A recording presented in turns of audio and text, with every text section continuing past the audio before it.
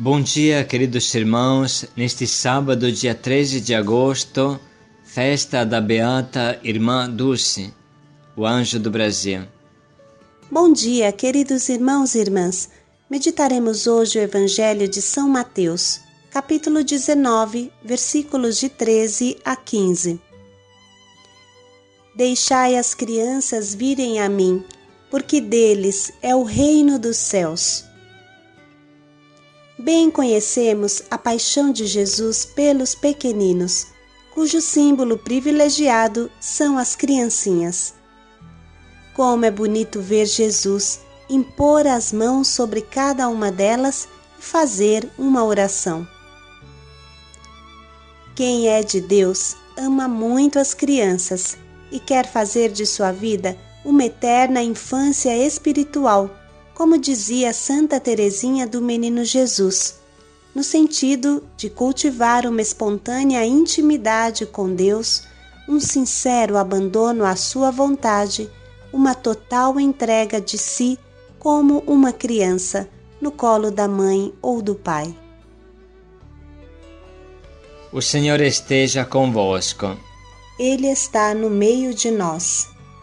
Proclamação do Evangelho de Jesus Cristo segundo São Mateus.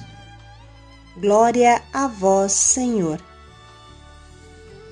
Naquele tempo, levaram crianças a Jesus para que impusesse as mãos sobre elas e fizesse uma oração. Os discípulos, porém, as repreendiam. Então Jesus disse: Deixai as crianças virem a mim e não as proibais, porque delas é o reino dos céus. E depois de impor as mãos sobre elas, Jesus partiu dali. Palavra da salvação. Glória a vós, Senhor.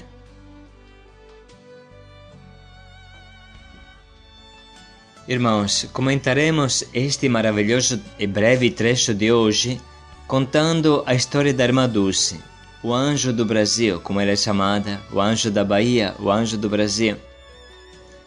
Ela foi uma verdadeira criança nas mãos de Deus e dedicou todas as suas forças para proteger os pequeninos e os indefesos.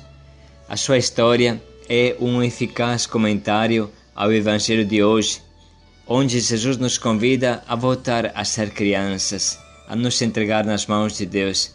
Daqui nascem as maiores obras.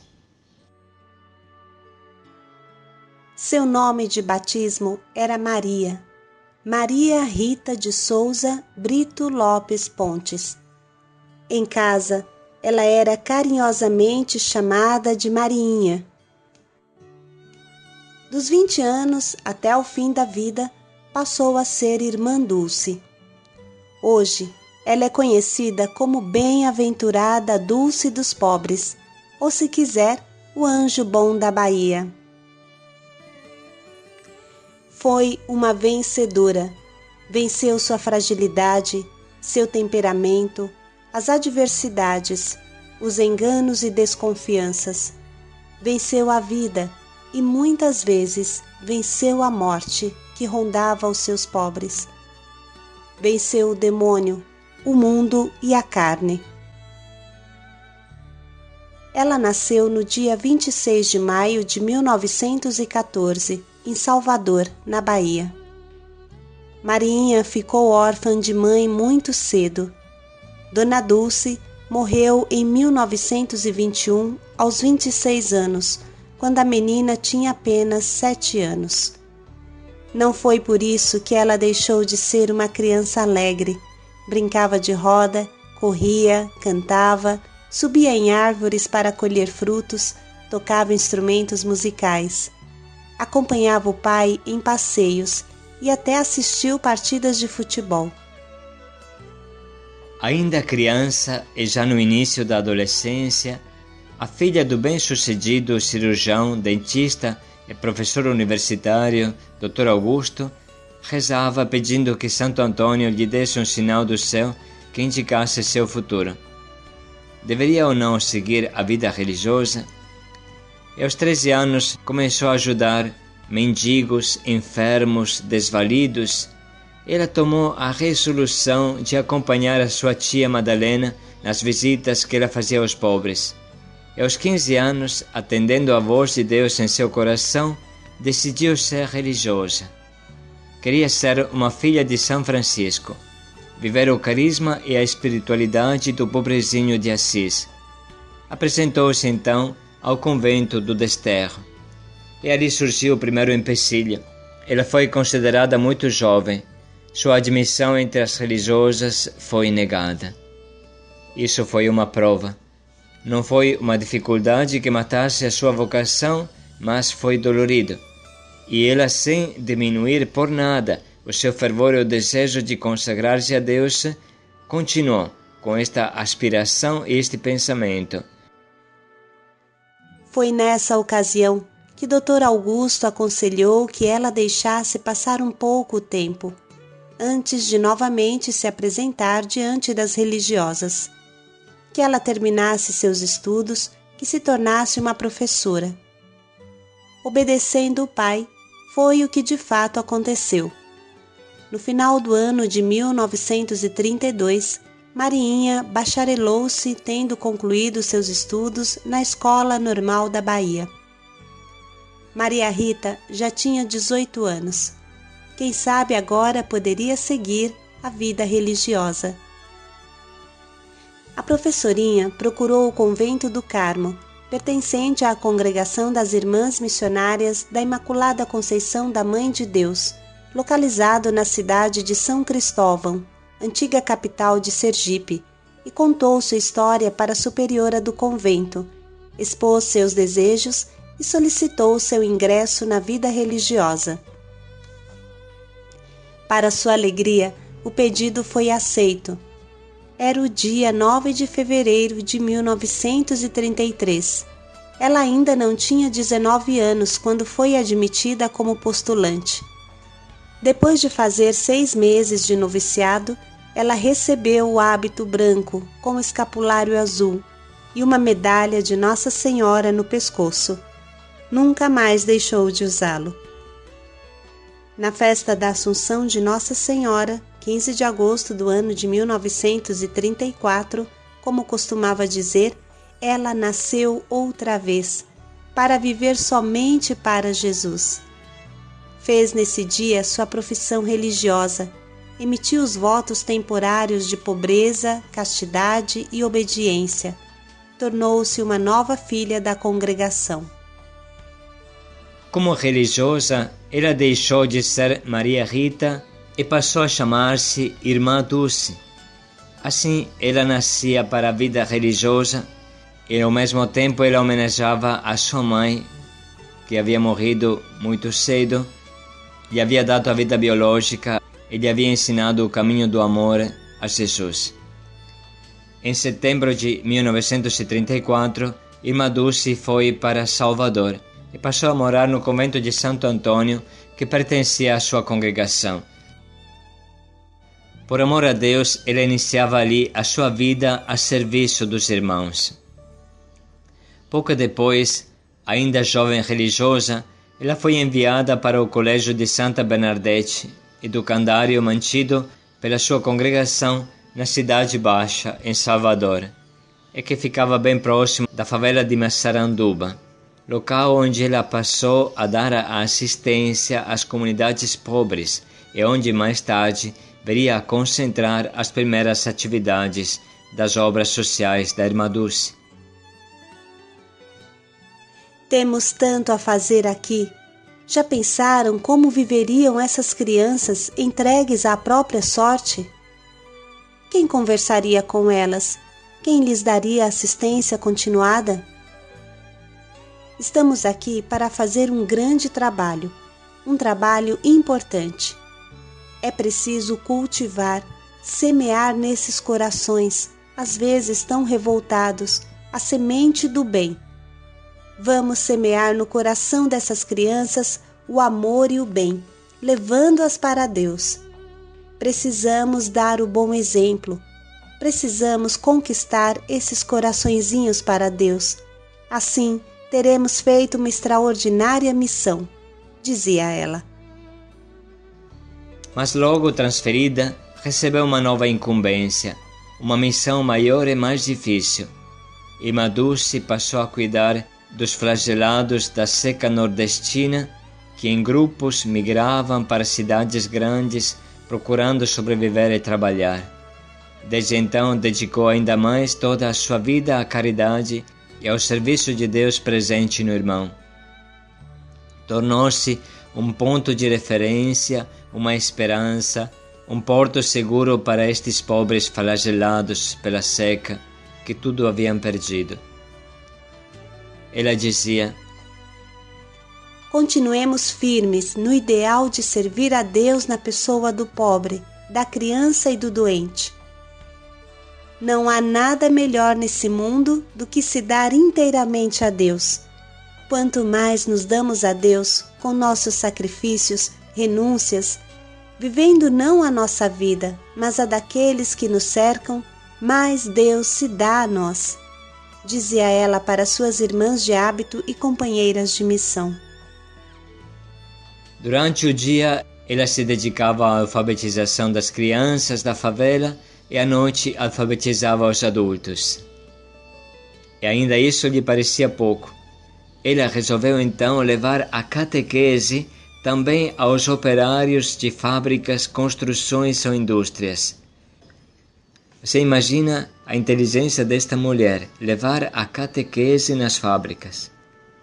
Em seus próprios locais de trabalho, no intervalo das refeições, levava a eles o conforto da palavra de Deus, o ensinamento do Evangelho e o amparo da igreja. Você entende? Fazia catequese durante os intervalos do almoço e outros. Os doentes também passaram a procurá-la, e vinha em grande número. Irmã Dulce pediu inicialmente a ajuda de seu pai e de um jovem médico. Era o começo. Numa velha casa abandonada, ela improvisou um consultório e foi lá que os doentes passaram a ser atendidos. Cresceu o número de doentes e seu trabalho aumentou e os recursos começaram a faltar. Irmã Dulce passou a ir pela cidade, pedindo ajuda para comprar remédios e tudo mais de que necessitava para tratar de seus doentes. Na verdade, o que realmente ela fazia era pedir esmola. Algumas alunas do Colégio Santa Bernadette, atraídas pelo exemplo da religiosa, também passaram a colaborar com o apostolado dela. O número dos que a ajudavam também crescia. Assim, Irmã Dulce pôde repetir mais tarde o que certa vez disse sobre as necessidades que passava. Devemos confiar incondicionalmente na providência. Nunca me preocupei em saber como iria sustentar tanta gente, tantos doentes, pagar funerais, médicos, remédios, etc. O nosso trabalho é de Deus, é Ele quem nos sustenta. No mesmo ano de 1939, por necessidade, para abrigar os doentes que recolhia nas suas incursões pelas ruas de Salvador, Irmã Dulce invadiu 5 casas abandonadas na região conhecida como Ilha dos Ratos. Ela acabou sendo expulsa do local e peregrinou de um canto para o outro durante uma década, durante 10 anos. Instalava os doentes em vários lugares diferentes até transformar em um pequeno albergue o galinheiro do convento Santo Antônio das Irmãs da Imaculada Conceição. Em frente desse galinheiro albergue, um barracão servia de casa para os meninos de rua acolhidos por Irmã Dulce. Na verdade, neste local nascia o primeiro núcleo do conjunto hospitalar que ganhou depois o nome de Albergue Santo Antônio e que, totalmente transformado em 1960, passou a ser o Hospital Santo Antônio, com 150 leitos.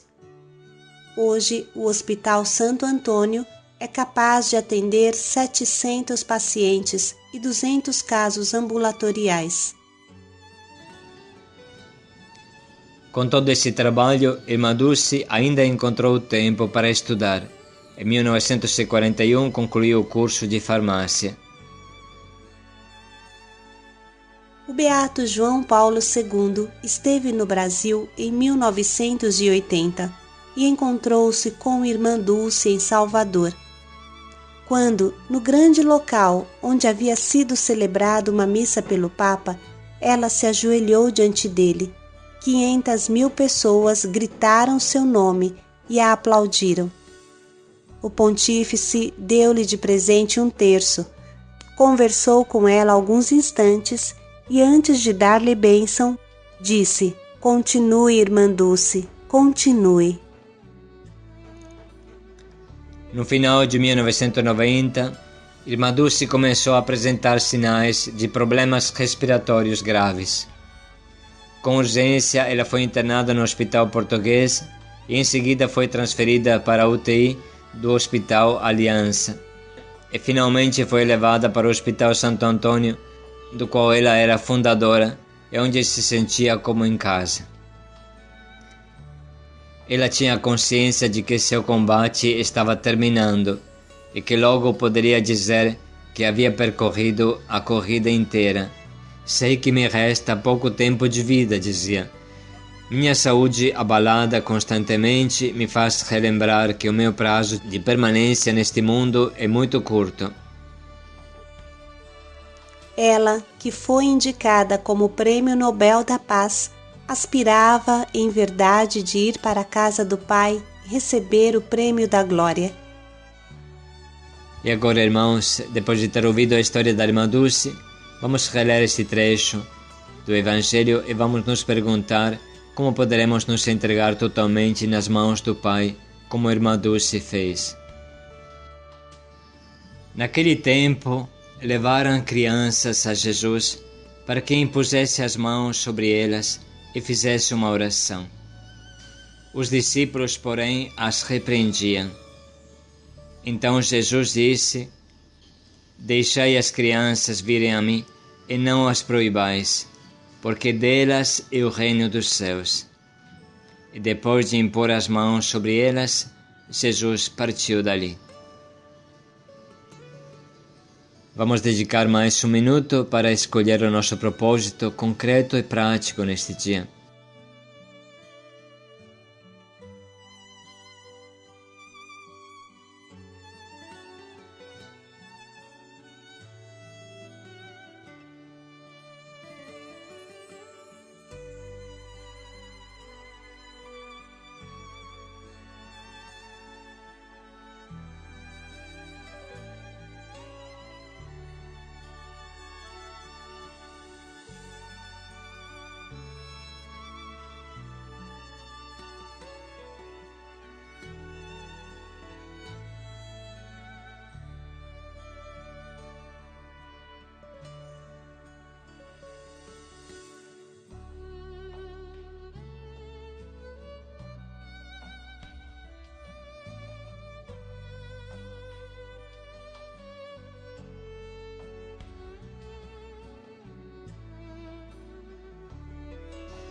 Paz e alegria, irmãos, e não esqueçamos de assistir hoje o filme da Irmã Dulce que vem no aplicativo.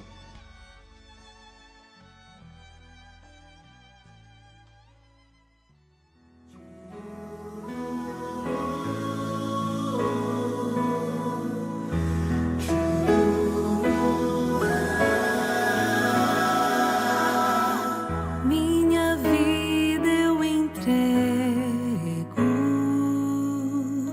os meus planos, os meus sonhos, sofrimento, alegria e dor, pois eu sei que és fiel, que vale a pena tudo dar, sem medir nem hesitar. Nesse amor vou esperar, perder-me em ti para enfim tua paz